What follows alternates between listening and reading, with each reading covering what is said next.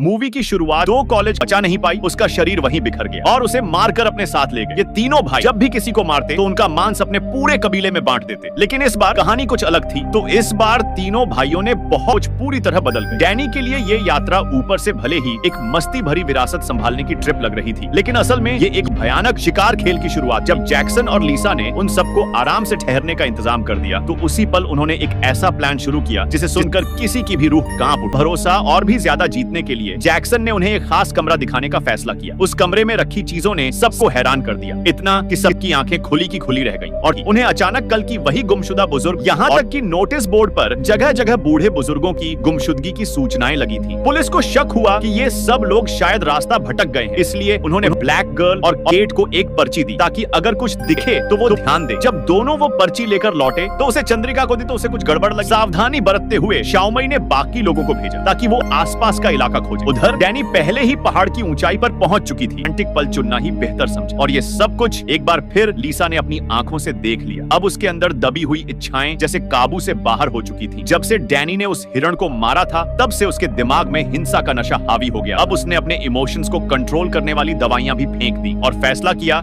कि अब वो यहीं रहेगी। अगली सुबह नाश्ते के वक्त लीसा ने सबके सामने अपने खानदान से जुड़ने का फैसला सुना। उसने कहा कि अब से हर कोई अपने लिए जी सकता है। किसी को किसी और खास डिजाइन को देखकर वो एकदम उत्साहित हो गई क्योंकि अब वो अपने दर्शकों को फ्री शो देने जा रही थी। लेकिन जब दोनों एक दूसरे में खो चुके थे और अपने प्यार में पलंग कुश्ती खेलते वक्त वहीं अचानक प्रकट हो गए वो पागल तीनों भाई और उन तीनों के हाथों ब्लैक गर्ल को एक। उधर जिन लोगों को कुछ पता ही नहीं था वे बड़े आराम से घर की मरम्मत के लिए जगह नापने में लगे हुए, बिल्कुल बेखबर कि खतरा धीरे धीरे उनके बहुत करीब आ चुका है। जब डैनी घर के नक्शे और कमरों की पड़ताल कर रही थी तभी उसे ब्लैक गर्ल का गिरा हुआ बैग मिल गया। उसे शक हुआ कि कहीं इन दोनों ने घर की कोई कीमती चीज तो नहीं चुराई और जैसे ही वे गाड़ी देखने पहुंचे वो सचमुच गायब थी। शाओमई को यकीन था कि उसके दोस्त ऐसा कुछ नहीं कर सकते, लेकिन डैनी को अपने शक पर पूरा भरोसा था। इस बात को लेकर दोनों के बीच जबरदस्त झगड़ा हुआ और बिना सुलह के दोनों अलग हो गए। उसी वक्त जैक्सन डैनी के पास आया और उससे कहा कि अब वो उसे अपने परिवार से मिलवाने ले जाएगा। एक ऐसा रहस्य जो डैनी अब तक नहीं जानती थी, लेकिन उनकी ये बातचीत चोरी छिपे विकी ने सुन ली। उसी रात जैक्सन डैनी को एक गहरे पहाड़ी गांव में ले गया जहां अजीबोगरीब हालत में उसने अपनी आंखों के सामने अपने दोस्त को चीरते फाड़ते देखा। लेकिन न सिर्फ देखा बल्कि उसका खून भी अपने होंठों से छका। आखिरकार पूरे गांव की मौजूदगी में डैनी ने खूनी परिवार का रिवाज पूरा कर लिया। अगले दिन निक जब हवेली में पहुंचा तो वो पहले जैसा बिल्कुल नहीं लग रहा। दोस्तों ने उससे पूछा कि क्या हुआ तो वो बस इतना बोला, थक गया हूँ, थोड़ा आराम करना है। बाकियों को कुछ समझ नहीं आया तो वे भूख मिटाने के लिए चोटें तो उनके लिए बस जैसे सर में हल्की खुजली हो। तीनों भाई तुरंत उसे पकड़कर मेज पर पटक दिया। फिर सबसे बड़ा भाई फायर हॉर्स निकाला और उसे उसका मुंह बंद करने के लिए दबाने लगा, लेकिन मोटा लड़का लगातार संघर्ष करता रहा इसलिए पानी अंदर नहीं जा पाया। फिर बड़े भाई ने एक चाल चली, वह फायर हॉर्स को सीधे उसके नीचे